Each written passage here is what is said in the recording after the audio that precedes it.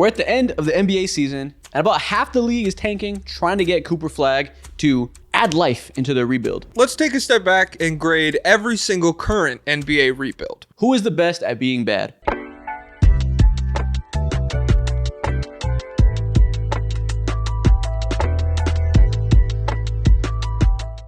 I think this NBA season is one of the most egregious March and April tankings I've ever seen. Even more egregious than last year when Victor Wembanyama was the top prize. I feel like half the league is just selling their soul to try to get Cooper Flag. We have the Jazz and the Raptors benching their players at the end of games in the most outright I'm tanking fashion. I kind of like it. It's kind of glorious if you're really a nerd about this shit. And I don't know. How do you feel about it? I don't know about glorious. I feel like it's a bit much. I appreciate a good take very much. You know us. We constantly say your team's like the Chicago Bulls, teams like the Kings, stop being in the middle, stop being mid, commit to being bad. My God, these teams are committing right now. So I think today what we got to do is let's see who's committed the best. We're going to grade every single NBA team's rebuild, the 10 teams, or I think 9, that are in full stage rebuilds, not bad because they had disastrous injury luck and they're trying to win, but teams that are fully committed to rebuilding the right way, we're going to grade them. Yeah, you're not bad on accident. Well, some of these guys are trying to be good and still ended up being bad, but you're just not hurt, and that's not the reason that you're bad. There's some structural issues going on. Okay. Yeah. So, for various reasons, we can say this team is rebuilding, not in a state of they're trying to win. Yeah. Or trying to contend, I should say. Yeah. Okay. I love it's all just fucking phrases and terms. It's all soup. Yeah, fuck. What's that word where it's like semantics? It's all semantics when you get down into this shit. Yeah. Okay. What's the first team? Who do you want to start with? Let's start at the bottom. Let's start at the fucking bottom of the barrel, baby. The Washington Wizards, I think, is a good place to start. Because I think they're a good example of a team that they were mid. And we've seen a lot of commitment out of them. And so we've broken this down today into 4 categories, those being young talent, 5, my fault. Young talent, draft capital, sensible decision-making / how they've kind of handled the assets that they have, the culture of the team, and then just the general timeline that the rebuild has been on. And so for the Washington Wizards, let's start with their young talent. How do you feel about their best young players? They're a little complicated. We have it pulled up here. The young talent right now, I think what comprises their young core: Jordan Poole, Alex Sarr, Bilal Coulibaly, Bub Carrington, and Keyshawn George. I think it's not the strongest on this group by any means. They have one top pick in Alex Sarr and a bunch of other guys who aren't top picks. 2 of them are from this last draft. Bilal is the draft beforehand. I think he was the 9th pick or something like that. And Jordan Poole they acquired via trade. They are... Okay, so they're going to get points because they're very early in the rebuild, right? So some of those other categories, they're going to get a lot of credit for. Listen, they're only one tanking draft in, so you can't really expect them to have top talent. But I think for what they've done, for one tanking draft, getting Alex Sarr at the top of that in a weak draft class, quote unquote, getting the guy who I think will be the best one there, and hitting on these picks like Bub Carrington and Keyshawn George, who we think are going to be good, I'll give them, B for young talent. Yeah, that's where I went to. I think B is good because it's different. I'm sure we'll talk about a team at some point that's been rebuilding for 6 years and has an all-star to show for it or something, like one all-star. And it's okay, in a vacuum, you have a better young core or whatever. But if we're going per 36, if we're going per draft class or whatever, then the Wizards are definitely ahead of where some of these other teams were at a year and a half, 2 years into their rebuild. I really like the Alex Sarr pick, even though the efficiency has been extremely rough. There's a ton of very promising stuff there for a guy who's, I think if he's not the youngest player in the league, he's probably 2nd or 3rd. He's really young, and you've seen a lot of straight up good NBA skills from him already on the defensive end. And then hitting on Bub Carrington and Keyshawn George, I feel like that makes me more comfortable in the Wizards front office moving forward. Yeah. It's hey, those are competent picks. Yeah, I think the sensible decision-making part of it is, 1, they're committing to a rebuild, right? They're not trying to do the middle ground stuff. 2, they brought in some good veterans that are good veterans to mentor this team, but they did it at a point where they're already tied to that 15th spot in the ranking. So these aren't veterans that are going to make them win too many games. So you kind of get best of both worlds. So I like that. And, I think part of the good decision-making is, do you hit on your non-premier picks? And I think Keyshawn George is a perfect example of that. He was not a top 10 pick, And he looks like he's going to be just straight up like a good 3-and-D role player for the next 5 to 7 years of this rebuild. Like he's going to be a consistent part that helps whoever is going to be the premier guys there. So that's good decision making. I low-key, it sounds crazy because of the Wizards and they were so fucking stupid for so many years. But I think they get an A for sensible decision making. I wrote down that, hey, pivoting out of the Bradley Beal contract, that's an A automatically for me. Like whatever else they had done after that, the fact that you walked away from the Bradley Beal contract, even though on the books you still had this Jordan Poole contract, which like at the time people were a little scared of. Now it looks great. It's completely different tiers of contracts now. So that was an incredibly good decision to me. Yeah, I'll give them an A. It could have been an A+ if they had moved Kuzma last year to the Mavericks. True. The Mavericks had a trade package for him that would have gotten him a little bit more draft capital. But even then, this year, you look at the move that sent Kuzma to Milwaukee and brought back Chris Middleton. They wind up with AJ Johnson in that trade, who I forgot about that. Oh, decision making is an A++. I don't care anymore. That's a fantastic move. Yeah. The AJ Johnson part of it, like, that's crazy. And if we were talking more about the Bucks, I never understood that pick from their perspective. But if you're the Wizards and now it's like, hey, one more huge upside swing for a guy that like he's so bad, Kyle Kuzma. I'm sorry. So yeah, A+. I don't even like. You mentioned they could have traded him last year for a better pick to the Mavs. There's a lot of reporting that makes it sound like Kuzma himself kind of like vetoed it, and the Mavs are like, all right, fuck it then. If you don't want to come, we're not going to give up picks for you. It's not the Wizards' fault that Kuzma had terminal bucket getter disease and wanted to stay there and average 20 and be comfortable playing on a shitty lottery team with no expectations. It's not their fault that Kuzma ran from the grind of trying to make a finals run. I guess. The way I always interpreted it, and I didn't read that much, I always felt like it was more the Wizards went to him and they were like, do you like, we're gonna respect whatever your wishes are. Do you want us to make this trade? And that's nice, and it's good to treat the players like human beings or whatever and take their wishes into account. But at the same time, if you're saying they shouldn't give a fuck, well, if I'm running a business, baby, if I'm putting on my Shark Tank hat and I'm saying, hey, we got to make some tough decisions on the margins, I would have taken the picks. But the hindsight 2020, they're still up big with the AJ Johnson piece of it, I feel like. So yeah, A+ there. Draft capital, what do you want to give them? Yes. I don't know. It's baseline. They have all their own picks. If it's above 8th next season, the Knicks get it. It probably won't be above 8th next season. They have Suns pick swaps in 2026, 2028, and 2030, which obviously, if you can have a piece of the Suns pie when they're inevitably going to run into a goddamn chainsaw disaster, that's good picks. And they have a lot of second-round picks. You know, it's above average. I'll give that a solid B+. Low-key, I mean, if you think the Suns low-key might give them an A. Like that 3 pick swaps is a lot. Yeah. I don't know. I'm tough. I think B+ is comfortable. It's cool. Yeah. Just because to me, pick swaps, there's like the potential for them to not matter, even though I think those definitely will, just because like if the Wizards are still worse than the Suns in 2030 or 2028 or whatever, like that's you really need to address some internal issues at that point. You're right. 2026 won't matter because the Wizards are still going to be tanking in 2026. But 2028 could matter because that's like year 4 or 5 rebuild. You're probably trending upwards, probably a play-in team, and maybe the Suns are in disaster mode. And 2030 is like, that's a golden goose waiting for you potentially. Yeah. That's like that's like the Celtics with the Jason Tatum pick, like 5 years after the Nets trade went down. It's like they're still getting stuff from this. How? I think overall we can move on from this team. This is an A rebuild. I think we're seeing a lot of positive things. They get benefit of the doubt for being early in, so we haven't really seen missed picks yet. That could happen in the future. But just from what we've seen in this first year and a half of committing to this, I think it's an easy A.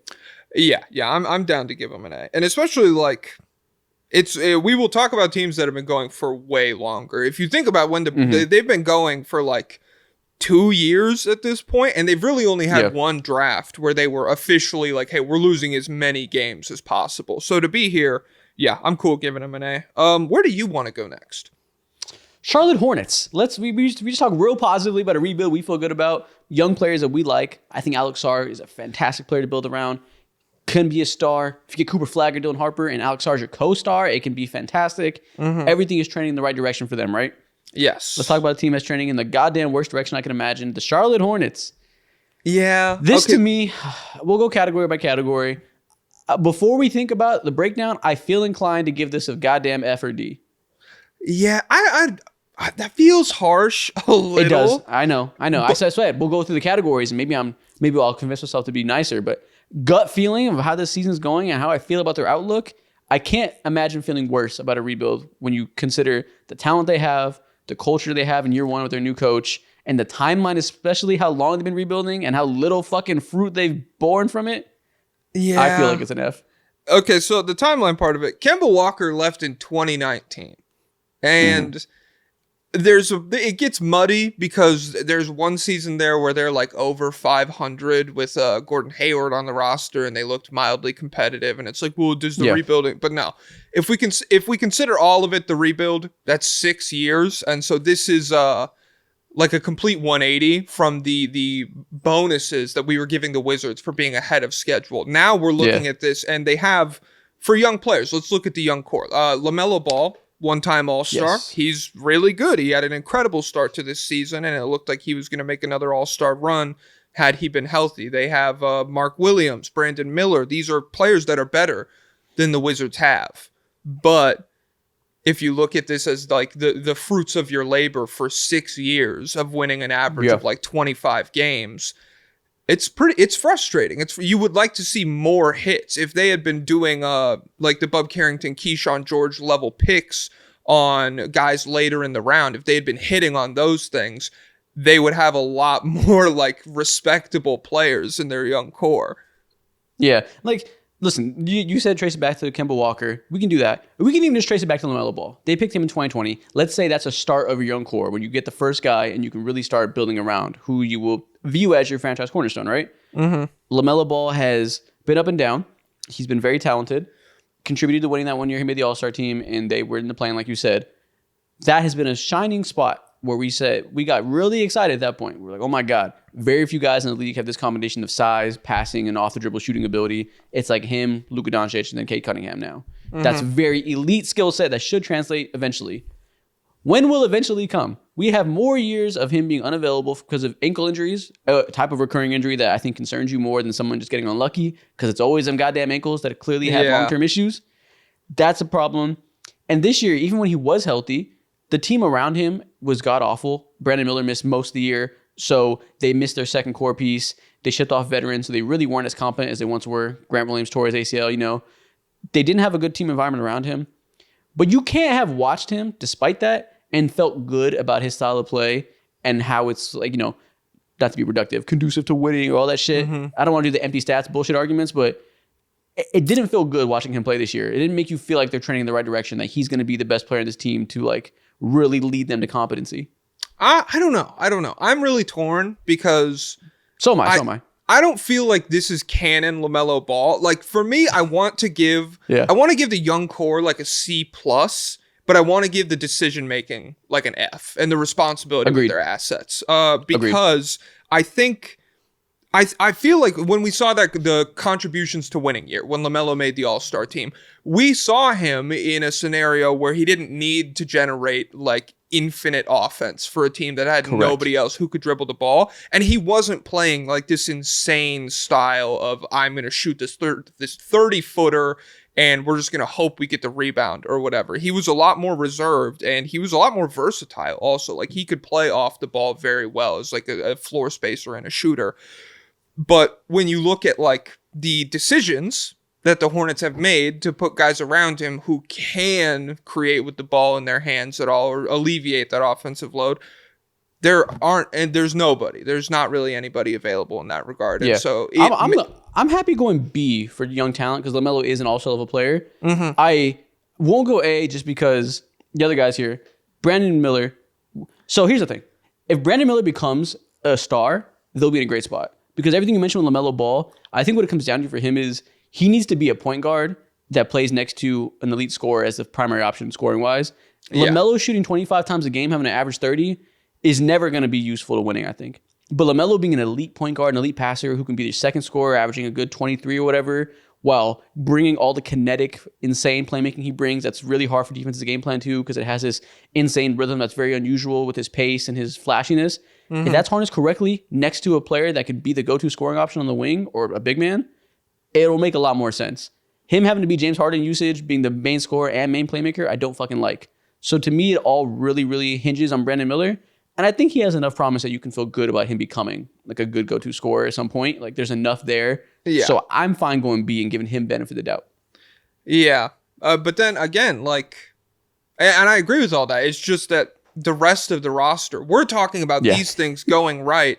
And the good scenario for when these things go right, it's like, oh shit, we might win 44 games or something. Yeah. And that's just like, for that to be the lens at which you're looking through your roster 6 years into a rebuild, it doesn't feel great. And so and then Mark Williams was promising, and then they tried to trade him, and the other team that desperately needed his exact skill set was like, fuck, take him back. This physical is scary. So now he has no trade value ever, so that's worrisome. It makes you feel worse about him. At Tijon Salon, we'll give him time, but it has not been a good rookie year. Like you said, they have a lot of draft pick misses outside of that we don't even got to dive into in previous years that have led them to have a really low decision-making score, like you said, a really low timeline score, like you said. So I was being harsh with that. If I was hating, just saying gut feeling, they don't deserve higher than C, I think, for rebuild grade. You want to go D? Do you want to be mean about it? Yeah. Yeah. Fuck you guys. Get fucked. Get fucked. Yeah. D, right. It could swing back very high. Again, if we did this last year, we would have graded them pretty good because we like the talent. We like LaMelo. We like Brandon Miller. We like Mark Williams before we found out his bones are Swiss cheese. They could swing back next year. And if Brandon Miller makes that stride, I 100% can imagine them once again being a top tier rebuild.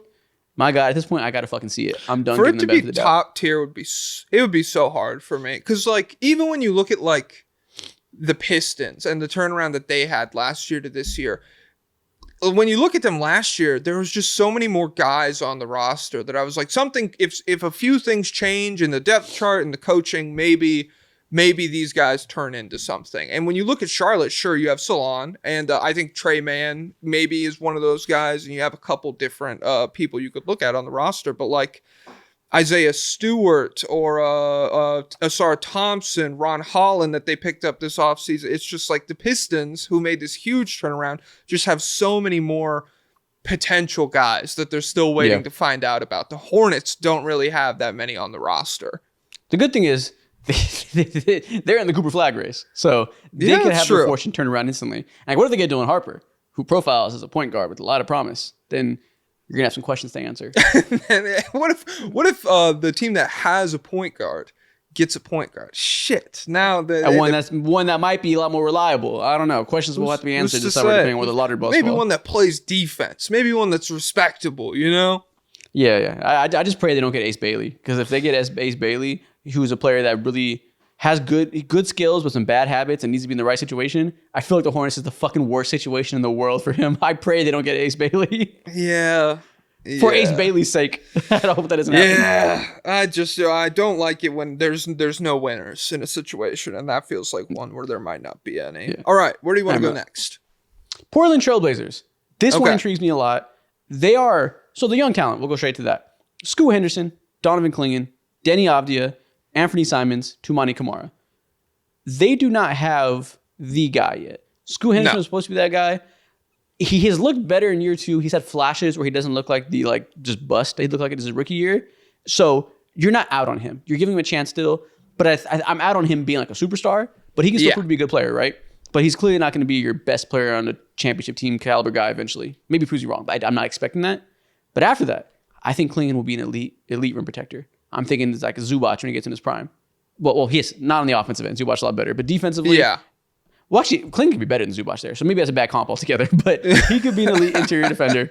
Denny is maybe the best role player in the NBA right now. He's low-key just like as good as Derek White, just as good as a couple years ago Mikal Bridges. He's elite role player. Tumani Kamara, probably the new Herb Jones, best young defender in the NBA that hasn't gotten the recognition yet. And Simons is a solid player. Mm-hmm. They have all the pieces needed. So when they get the guy and slot him in there, whoever that star may be, immediately have a good core around him. So I guess you can't give it an A, because I feel like for a rebuild, you got to have to identify the star as the most important part. Yeah. But in terms of young talent, that's a B. I was thinking, can you give a young core an A without that star? Because I do feel like if we just put like a question mark where the best players should be, And then we look at this as like, oh, this is their 2nd through 6th best young player. This is probably the best that we're talking about. Like this is an insane group of young talent, but they just don't have, the 1A caliber guy. I'll go. I would say A-. Did we give the Wizards a B or a B+? I forget. I think we have a B+. Okay. If they're a B+, let's give them an A-, the Blazers. Just because, I feel like they have more talent than the Wizards. My only concern is they're now too good though. They're not going to get, unless they get insane lottery luck, they're not going to get any more top 3 picks. It seems like, they're currently have like the 11th best lottery odds or something like that. So. I mean, listen, the Hawks got the number 1 pick last year, so anything's possible, but they're probably not going to get Cooper Flagg. They're probably not going to get Dylan Harper, the 2 guys that we view as like really transformative.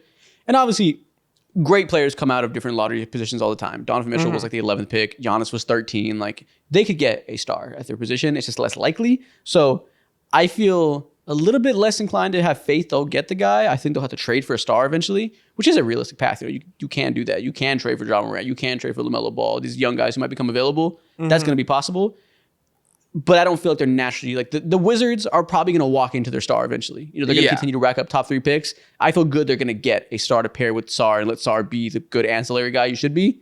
I don't know if I feel great about them finding their next young core star. No, I don't at all. Like that would be my question about their decision making is just like lots of really good young talent, but they have almost embraced all of this young talent in a way that has moved them away from like the path to a really high level team. Where that gives them a good culture score. We've been ignoring the culture score. Like the Hornets have an F for culture.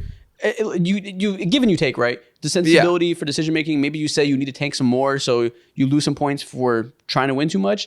But you're building a winning culture. And Chauncey Billups, it looked like the worst coach in the league last year. Now it looks like they've instilled a good defensive identity that's building something. They all play like they want to win. That shit matters some. So, give and take. Yeah. But I mean, in general, I just agree with you where it's like they will have to make a decision. There's just too many good young guys. And eventually when it's time to get everybody paid, they won't be able to afford everyone. And at that point, they will still be without the 1A guy. And so maybe that's the crossroads at which they make a decision on these people. And they got to trade these veterans still. They still got Jeremy Grant. They still got DeAndre Ayton. And they probably tried to trade Time Lord, but nobody wanted him because his legs don't work. But they have to trade Ayton at some point, and they have to trade Jeremy Grant, which, again, I'm sure they've done their due diligence. There's just not robust markets, but that's a decision-making element as well.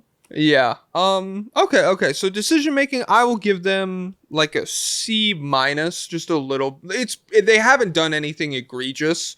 It's just been like a little below the radar. And so for culture, I'll give them a B. I'm fine with that.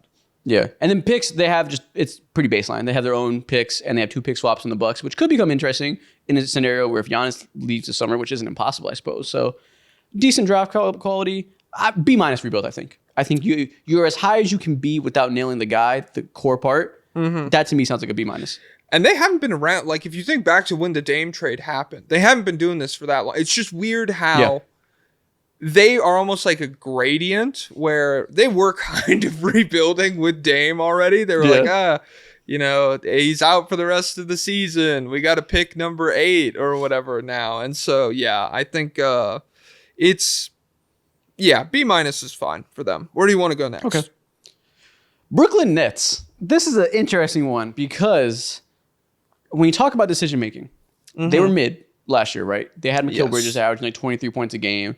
They were out there, didn't have their picks, right? So they were just gunning for the play and doing whatever they could. Then this summer, they make the trade. They trade Mikal Bridges and they get their picks back. They trade valuable Phoenix Suns picks in exchange for their own picks back. And that was viewed as a good move because we said, thank God you did what you need to do so you can commit to tanking and rebuild the right way. You would think that means you're going to sell off the rest of your players, come into next year, be horrendous on purpose, and try to get Cooper Flagg like the rest of the smart teams at the bottom of the rosters, at the bottom of the conferences. They trade Dennis Schroeder. They trade Dorian Finney-Smith. And then they stop there and they keep winning goddamn games. They don't trade Cam Johnson. They don't trade Nick Claxton. They have like the 9th best lottery odds right now. They firmly decide to not commit to the rebuild after making the one trade that made sense to commit to the rebuild. They chose the path of neither option, and it's kind of just in between. The young core is Cam Thomas, Nick Claxton as their premier young players. Shout out Zaire Williams, who they're rebuilding his reputation and getting some good value out of him. There's some other ancillary guys too that we didn't they have here. like 8 guys who are like 10 points per game on like 41% from the field. And it's like, okay, shout out to Day'Ron Sharp and shit. But like, maybe we should include him. He's kind of good. But even then, Cam Thomas, Nick Claxton, Day'Ron Sharp, not a promising young core, and you're not going to get a top 2 pick unless you get very lucky. The sensibility of decision making is such a mixed bag. I think it's kind of just bad. I think they've just been too erratic with their decision making of how they want to handle this rebuild. It was not a rebuild, then it was. Now it's not again. I think it's kind of like a D in that department.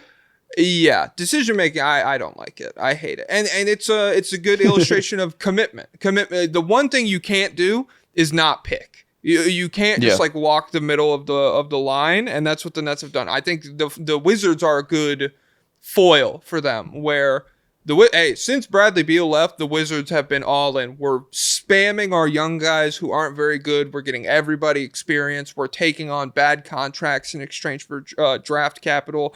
All of the traditional tanking stuff that we've seen teams, some succeed, some fail, but like this has been the path forward if you want to do this kind of thing. The Nets haven't done any of that post Mikal Bridges trade. And so decision making, you said D? Yeah, D for decision making, and their young talent, they have like none yet. So again, they're early in the rebuild, but they don't have any core pieces that are going to be here for a long time. Like shout out Cam Thomas. We know who Cam Thomas is. Skilled player, but I'm giving him an F for young talent. Yeah, it's an F for a talent core for sure. The only saving grace is timeline. They're year 1, so they have a lot of years in front of them, and they presumably will eventually trade Cam Johnson this summer. Maybe we'll see. I mean, we've been saying that for 3 years. You're right. Hey, who's to say? Who's to say? But their draft pick situation is elite, and that is saving them because even if they don't commit to a tank, they have enough picks that they can make some shit happen regardless because they have their own picks. Besides, Houston has a right to swap in 2027. Presumably, they will take that. So that's the one thing that will be gone probably. But they have 3 first-round picks in 2025. There's the Knicks and the Bucks. That's good. You get 2 more bites of the apple at the end. 3 first-round picks in 2027. There's the Knicks and the 76ers. Sixers pick could be interesting. Yes. And they have unprotected first-round picks from the Knicks in 25, 27, 29, and 2031. That's a lot of future capital. 1, they could draft. They have a lot of bites of the apple. 2, we know for a fact they're going to trade that for whatever young star becomes available. All the writing on the wall has been there forever. They're going to trade that for whoever they can. So the rebuild might get accelerated in a way that if they do it right, could be promising. If they do it wrong, it could be disastrous, but they have options at their disposal. So overall, C- rebuild? I don't know. I'm fine. I'm fine with C-. It's just like, it's frustrating because if they trade for the young star, I don't feel like they are putting that much framework in place right now. It's not like the Blazers, where if the Blazers take a swing, if they can package Simon with some draft stuff or whatever, then a young star comes in and they have all of these great role players, and it's like, hey, we could be in the play-in in a tough West next year. Like anything's possible. The Nets, if there's a young star coming in, walking in the door this offseason or something, it would be like, hey, it's going to be a minute. We're probably going to win like 25 games again next year, unless you're some transformative guy. And so, The only thing would be if they do trade for a star this summer, it won't be with their 2025 picks probably. It'll be with future picks. That's typically what happens. So they would draft someone with the 9th pick overall. Let's say it's a good player, right? Let's say they get that center from Duke. I'm forgetting his name. I don't want to butcher it. Come on, Malawak. Yeah, let's say they get him or someone like that, right? And they trade Nick Claxton to the Lakers for the projected, everyone's assuming they're going to do that Mark Williams package type thing. So they get more future picks from the Lakers that maybe are valuable. Let's say they do something like that, and then they have those other 2 late picks from next year, or for this coming draft that could be interesting role players. Let's say they hit those. A lot of future assets that you trade for a star with 3 rookies, that if you do well, like that's an interesting place to start. It's not nothing, Yeah, and I will say, I don't mean to shit all over their process, because they did end up, like whether or not we like it, they are winning games because there's a number of players on the roster who can defend pretty well and who can like survive offensively. And so I think they've at least shown the ability to like put together a roster full of competent players. They're not rolling out guys who are complete dog shit every night. It's just like, it's frustrating because they're not in a spot where you want them to prove that as like a front office. You want them to be doing different shit. So yeah, C minus I'm fine with. C minus, but this summer will be pivotal. It could go to F if they once again make bad decisions this summer. Next up, let's go over to a team that I just don't think anybody in the NBA world spends a lot of time thinking about. Okay. The Utah Jazz. Oh. What do we want to grade this rebuild, man? They are an interesting team because past couple of years, they've been one of those teams, kind of like the Nets, that they're always in the play-in race. At the end of the year, they rest all their players and try to tank last second, but it's too late because you're the 10 seed for too long, and you get the 9th pick in the draft like always, and you draft Cody Williams. You draft Keontae George. You just don't get the premier talent in loaded draft classes because you don't commit hard enough. Well. I don't like this rebuild at all. They commit this year. I'll tell you that. They are fucking horrendous. They are so goddamn bad. They have no veterans there. Larry Markin doesn't play. They treat him like he has sepsis and he has to fucking go sit in the hospital bed all day. He doesn't play. It's an atrocious team right now. The NBA they're going to get a top pick. The NBA is like, where's Lowry? And they're like, he has leprosy. Quit asking. He can't come. He's not playing tonight. Jesus. He doesn't exist anymore. He died. His fingers are dead. gone. He's dead. Wow. Real sensitive, 6 feet guys. under. You fucking assholes. Jesus. No. They have a deep young core. They have Keontae George, Collier, Walker Kessler, Bryce Sensabaugh, Kyle Filipowski, and Cody Williams. None of these guys are proven to be very good. I think Isaiah Collier actually has the most promise. His playmaking is elite right now. If the jump shot comes around, he might be a really good player. And Walker Kessler is a very good defender. Honestly, even if Collier, the jump shot never comes, he's like, if you just gave him the ball and you were like, Keontae George, sit down, bro. I feel like he's already so good at like driving, kind of doing like the linebacker thing and bumping guys off under the rim. I really like him as like the focal Me too. point I like of him an a offense. lot. Especially his 29th pick.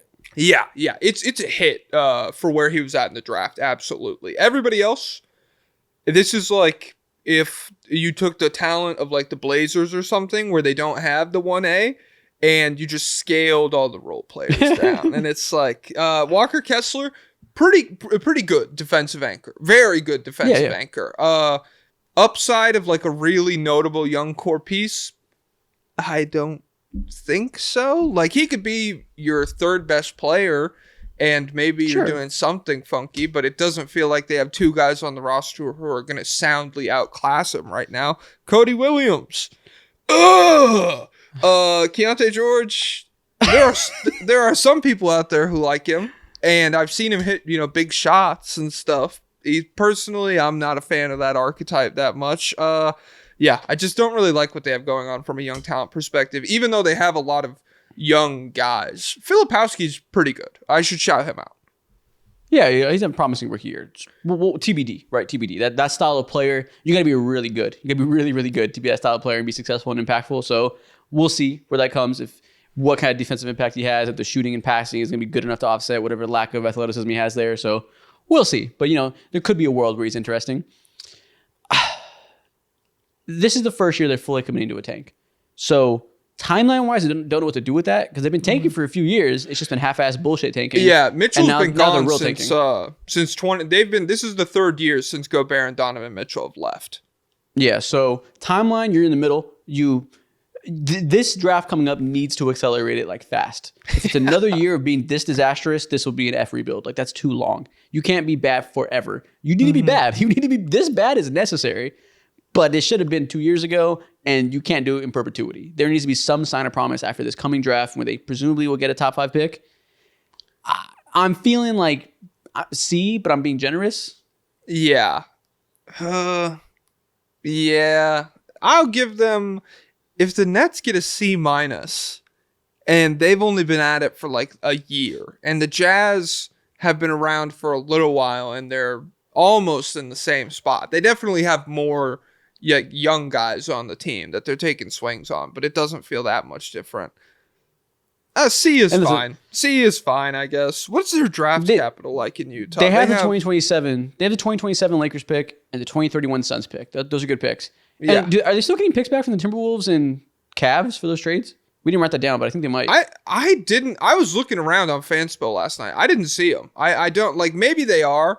And I just didn't see them. But like, I guess. Damn. How Probably. many did they get for Gobert? Did they get was it 5 4? or was it 3? 4 plus Kessler, Okay. I think. All right. Well, shit. Maybe they are. That's on us. That's a bad prep by me, I guess. But So they probably are. So draft capital is decent. I get C to me. C. This is a pivotal year. yeah. Okay. That's fine. I'll give them a C. Where do you want to go next? Atlanta Hawks. This is an interesting one. They, I guess, are in year 1 of a rebuild, right? Because it's really a retooling because they have Trae Young, who was the start of the rebuild 7 years ago. Yeah. They went through that core, ran its course. They traded DeJounte Murray this past summer to do a lightning quick rebuild, retooling around Jalen Johnson as their new second star after trading DeJounte, and Zachary Ricochet, who they drafted number 1 overall last year. And so they have Ricochet. They have Dyson Daniels, who they got in that trade. This graphic, I fucked up the names by accident. It says Anthony Simons and Klingon. Just know you see the faces that it's supposed to say. No, So- they're not on the Hawks, you guys. Please. Damn it. I messed it up. But they have a good young core. They have Trae Young, which complicates the timeline of that, right? Because it's a really quick retooling. You want to get back to being good as fast as possible before Trae Young hits his late 20s already. Yeah. And they don't have their first round pick this year. Nope. So I like their collection of young talent, actually. Jalen Johnson is like right below all-star level. Ricochet is going to be a good player for a long time. Yeah. Onyeka is making leaps this year to find some good offensive value after being too much of a tweener in recent years. I think he's finding an identity. He's getting better as a rim finisher. The defensive versatility is standing out more. Yeah. His jump shots come around a little bit. And Dyson Daniels is a goddamn revelation. Yes. But how do you feel about the complicated timeline of this? Okay, so young talent, A. I'm willing to give it an A. I think if all the other injuries had been the same, but Jalen Johnson was healthy, I think he would have been an all-star this year. Okay. I think Dyson Daniels, like you said, revelation, incredible. I think Ricochet making a strong late push for Rookie of the Year. He's been incredible for the last 2 or 3 months. Literally French Klay Thompson. And then Okongwu as a starter. Like if you go look, once they kind of moved away from Capella and they were like, hey, we're just going to feed you fucking minutes. Okongwu's been really productive. And so, yes, the young core in A. Draft capital. Is this the worst that we've talked about so far? They don't have their pick in 2025 or 2027. They're both going to the Spurs, and the Spurs can pick swap with them in 2026. And so there's a chance. There's a chance that the Spurs want that pick next year. Wemby might lift them to a spot where they're like, hey, the Hawks are picking before us. Hand that over. It's not good. That's a disaster. Thankfully, they have the Lakers pick in 2025 and the Kings pick if it stays out of the top 12. So they should get 2 mediocre to bad picks this year. Mm-hmm. That's something. And then in 2026, they'll get a pick. It might be a late Spurs pick if they're good by then, which I think they'll probably be top, 7 in the conference with De'Aaron Fox there now. Yeah. Bad pick situation. D. F pick situation. Like it's a straight up bad for a team that's trying to rebuild. You can't really, like I said, you have to retool. And this is a team that's rebuilding to make trades, I think. They have to make a trade eventually. Yeah. They're really either gearing themselves up to trade for another star to pair with Trae Young and Jalen Johnson, if that becomes available, or maybe it becomes a situation where if it stays horrible, which it's actually not horrible right now, but if it gets worse, maybe it's a Trae Young trade eventually, but at this point, that's probably not going to happen. I feel like this is like a cycle where it's like every year it's like the Hawks start cool and it's like, yo, it's finally the Hawks here. And then it's March and it's like, yo, what is the timeline with Trae Young? When is he out of here? Yeah. It's very tough. And to not have those picks, I think that goes over. So picks, I'm giving them an F. That's probably the worst situation that we've talked about so far. Decision making, D. I feel like the DeJounte Murray trade really put you behind the 8 ball. And the only reason it's not worse is because you pivoted into getting Dyson Daniels, who has been incredible. And you know what? I'm willing to look past the DeJounte Murray trade because I think trading him away is the start of this rebuild. I think this is a new rebuild now. That first one just fucking failed. And this is a new leaf. This is a V2 of the Trae Young rebuild. It's like a Chargers Justin Herbert situation where you're rebuilding around the star you already have and you have to just like completely look at it as a new leaf with a new coach. That's kind of where they are with me right now. So I'm viewing it as a fresh start. So to me, decision making is kind of decent. You're doing the best of what you can. You already had those Spurs picks gone. I'll go B decision making. I think it's a decent decision making path right now. Like they got Dyson Daniels as a throw in. Like that worked very well. Yeah, okay. Thank God. To get Dyson Daniels, and I swear they got a pick in there. I don't know which of the picks they have is the pick that the Pelicans gave up. But yeah, okay. It's the 2025 Lakers one. Okay, I'm fine giving B is fine. Okay, timeline. This is forever. If you want to say that DeJounte Murray started what is this current version of events, I just feel like the whole time that I've been watching the NBA, it's like they drafted Trey. It's the start of a new era, and then every 2 years, it's like, okay, new. You know, I'm gonna give them like I'm thinking like a D or an F for timeline because you have Trae Young, you're like in a rush rebuild. You cannot take your time, especially if you don't have picks. Like you're kind of just trying to get good as fast as possible, and it probably means you're gonna have to trade these young players for whoever becomes available. So it's just uncomfortable. You know, you're not in a position where you can do good practice and like take your time with development. Like everything feels kind of frenzied. Yeah, no, it's bizarre. Oh, this is a tough one to give just like a full grade to. Yeah. What are you feeling on it? I guess another C-, right? Like D's are probably too harsh because you have good players. Yeah. But it's a bad situation, I think. I don't like the situation they're in, like with Trae Young being the guy that you're doing this weird rebuild around. If that was like Anthony Edwards and like a player that I think it's worth building around, because if you can spend a couple years retooling, he's a top 10 player and can lead you somewhere off the back of his own production. Trae Young's not that, so I just feel kind of dubious about this whole situation. Okay. C-, I'm cool with. That means we got, 3 or 4 left? We got to be harsh. Someone's got to get a D or an F. All right, well, let's do one that I know I think you feel harshly about this team. Toronto Raptors. Young talent. Scotty Barnes, Emmanuel Quickley, RJ Barrett, Grady Dick. And we didn't put Ochai Agbaji on here, who I guess is a young talent. And they have a lot of role players that just drafted in this class, like Jamal Shed and Battle, and a lot of other role players that could be interesting, but they're late pick rookies right now. So these are the premier guys that really, really matter. Yeah. Agbaji should be on here because he is key into the decision-making aspect of it a little bit. Like, because they traded. He was a throw-in, but it counts. Yeah. Yeah. I don't know. So and Jacoby Walter. We forgot him. Yes. Yeah.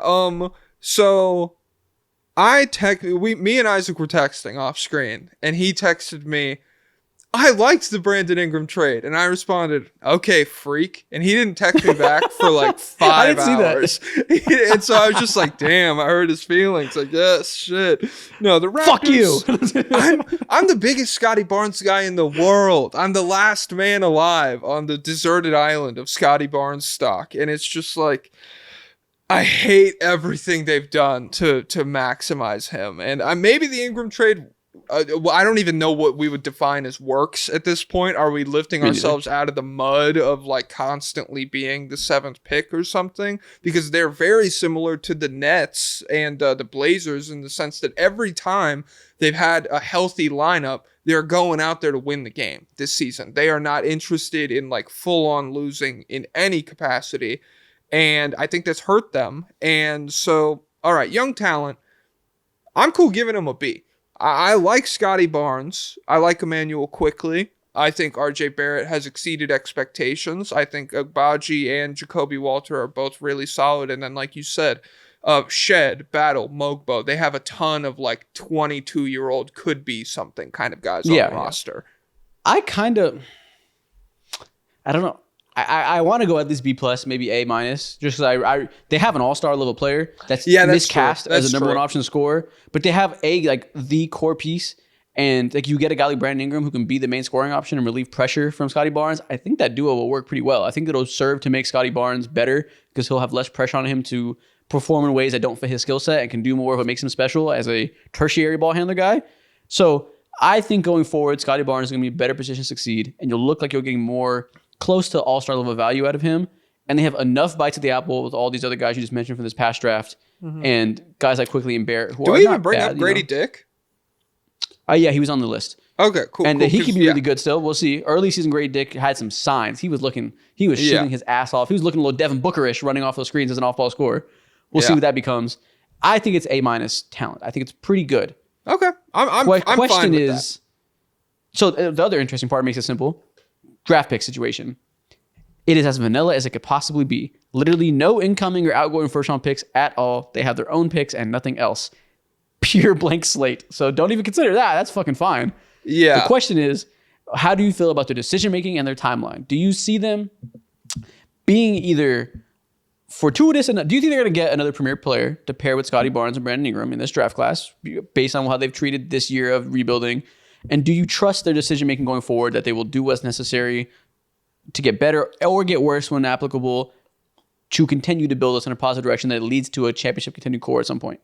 I think I don't love their decision making, really. I'm not huge on the Brandon Ingram trade. I think it'll help in the short term. It just makes me question like the long term of all of it. However, I am also pivotal offseason coming up. I feel like I think navigating what's going to happen with RJ Barrett is really important. A lot of Raptors fans that I've talked to are like he's gone. That's the piece that they're moving this offseason to make the rest of this roster make more sense. Do you think they get value for him?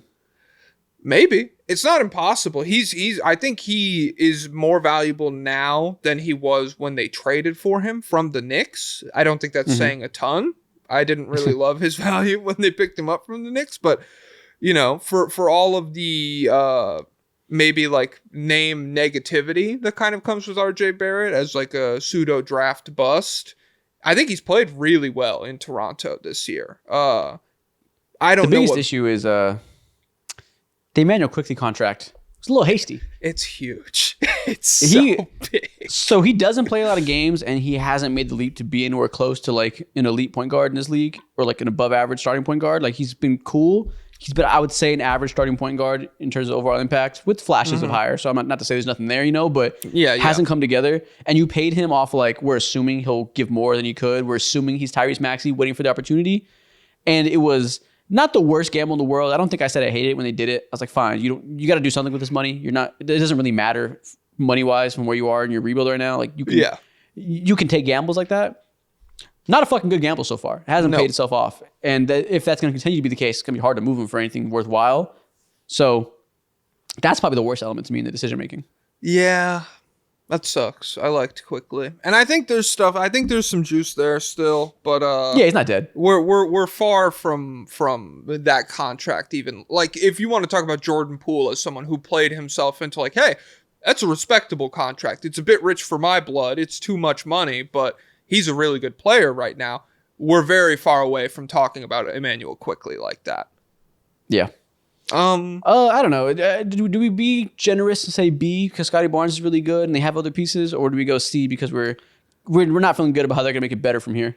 I will go C. I'm C-pilled here. Sorry, I know you're a hater. I'll ride with you. We can hate a little bit. Hey, I don't know. Masai, the positionless basketball gimmick ran out. He can't just spam wings anymore, and it works. But hey, whatever. Where do you want to go next? All right, well, let's go to a team that we're probably gonna feel good about. The San Antonio Spurs. Yeah. Their young players of note comprise of Victor Wembanyama, Stephon Castle, Devin Vassell, Jeremy Sohan, and some other young guys role player wise like Malachi Branham. Who am I? I'm blanking on the other names. Let's pull this up. I have it actually right here next to me. Blake Wesley, Leonard Miller. Actually, no, they traded Leonard Miller. Why did I read that name? And yeah, it's okay.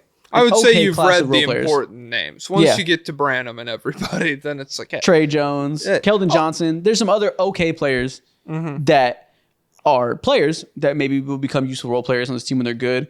But of note, these are the four guys that really matter, I think. And it really means these are the three guys I need to fit around the guy in the top left, Victor Wembanyama. A+. This is the A+ young core, baby. What do you think?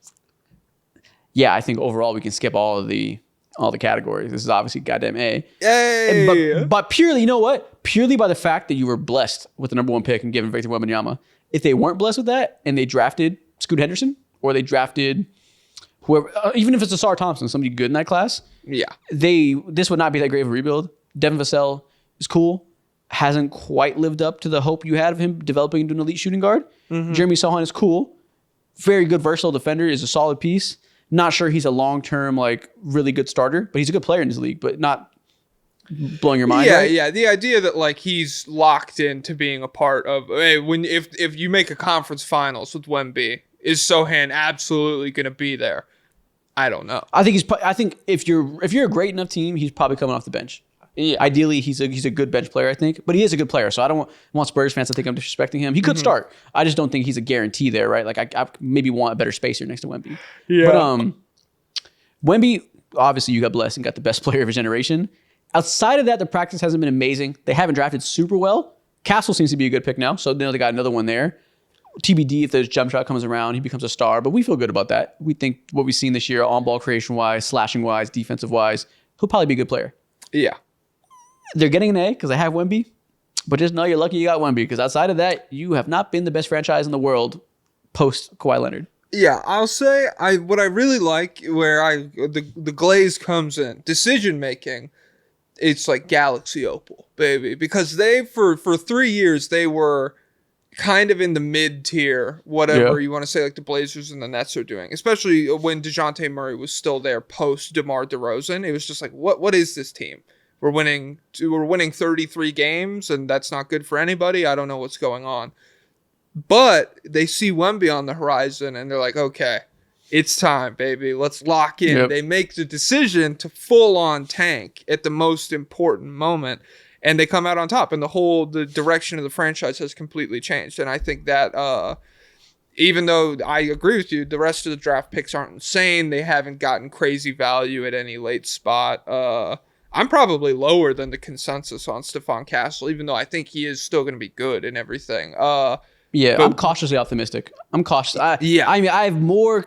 A lot of people are assuming he's a star, and I think he could be. I want to see the jump shot development, and I want to see more than just like high volume late season stat merchant that way. Yeah, he can. He's doing what he should do on this tanking team. So I'm not saying it's like a flaw or anything, but I'm not penciling it in as like, oh, they got another star next to him. Yeah, I want to see the year 2 leap. But I'm expecting that he goes towards the better side of that, but I'm not guaranteeing it.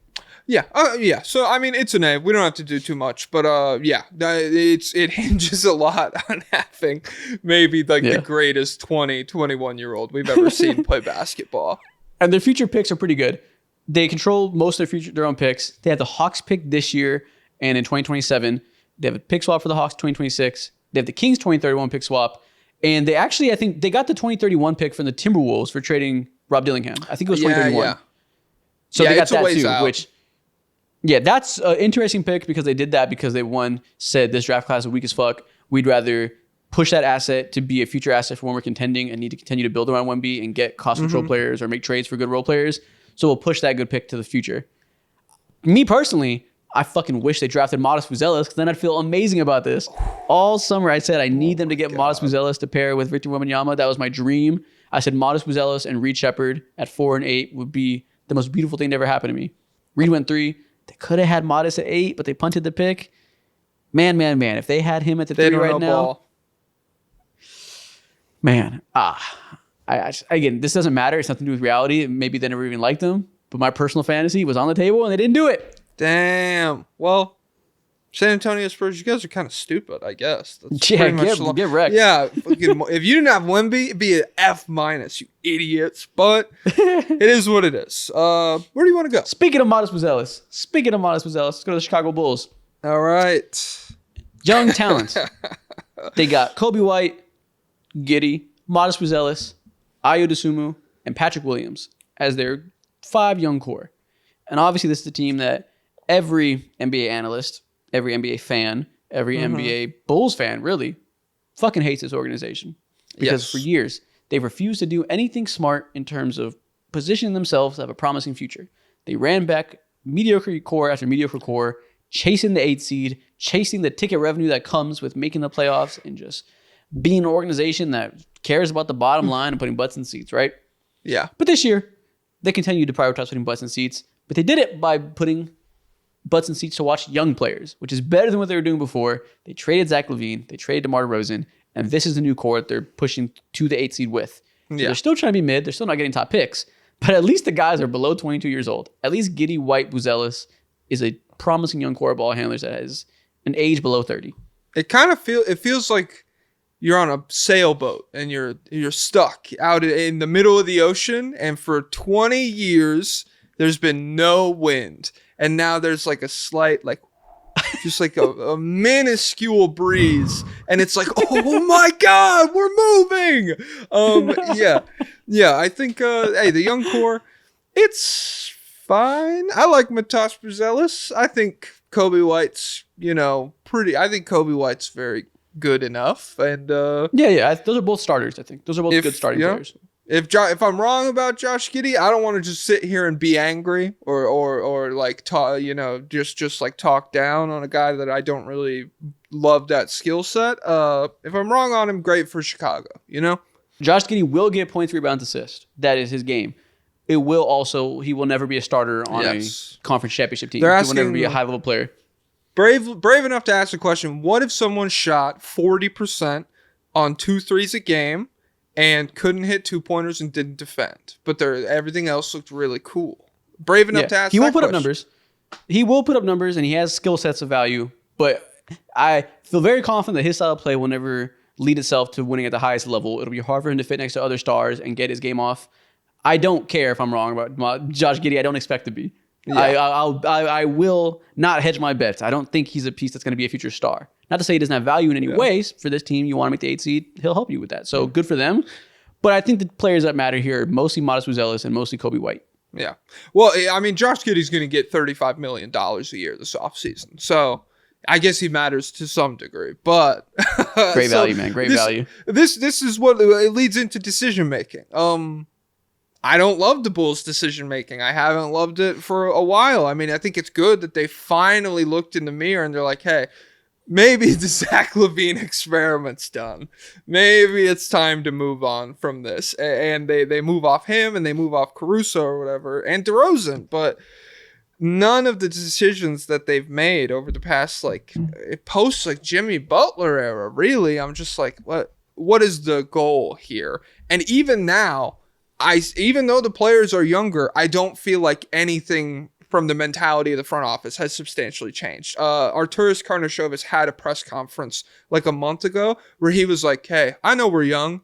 We can be the 8th seed. I believe in us, guys. And it was like everything he says, I'm just like, oh, the goal is not any different. It's just like we're not doing it with 30-year-olds anymore. And they got no future first-round picks for any of those 3 players you said they traded. Caruso, LaVine, DeMar. They have exactly 0 extra picks. All they have is 1 second rounder from the Kings from the DeMar trade. They just straight up salary dumped Zach LaVine. They gave him away. It was just nothing they do. I'm not even gonna say any more words. This is a D rebuild. Yeah, D rebuild, and you're lucky. I'll say that. It's only a D because I really love Matas Buzelis, and I'm dying on this hill that he's going to be a star. Yeah, you're he's Atlas holding up the sky right now. That's Matas Buzelis, and everybody else. Him. Yeah. Oh my God. And that's the end of this episode. That's all the current rebuilds in this league. There's some other teams that have young cores, but they're not currently rebuilding because they're already in playoff, atmosphere. So they're now in win now mode. Mm-hmm. These are all teams that we think are still building towards something, and they haven't reached whatever their goal is going to be. Well, I guess the Bulls have reached their goal, but we threw them in there anyways. But yeah, man. If people are still here, what should they comment? Damn, what should they comment? I don't know. I can't say the first thing that popped into my mind, but yeah, go. He's gonna say more heroin or something. Comment your grades for every single rebuild. I want to see your guys' idea of what you're grading if rebuild. Okay, that is so family friendly. Good job, Isaac. You're great at this.